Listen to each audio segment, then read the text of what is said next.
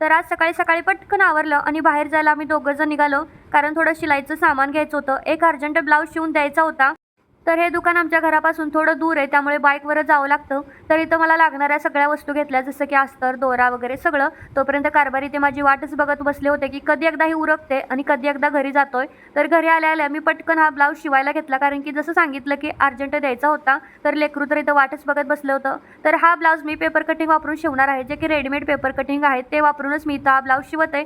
तर हा ब्लाऊज एका आजीचा आहे आणि तो जरा अर्जंट द्यायचा होता, म्हणून मी कामाला लागली. पण दुपारी नंतर त्यांची सुनेने येऊन सांगितलं की तिकीट कॅन्सल केले, कारण मी त्यांना सांगितलं होतं की मला माहीत नाही की एवढा अर्जंट ब्लाऊज शिवून होईल का नाही. आणि त्यांच्याकडे महत्त्वाचं म्हणजे खूप दिवसांपासून त्या साडी वेअर नाही केल्या, तर आधीचे जे काही ब्लाऊज होते ते त्यांना व्यवस्थित बसत नव्हते.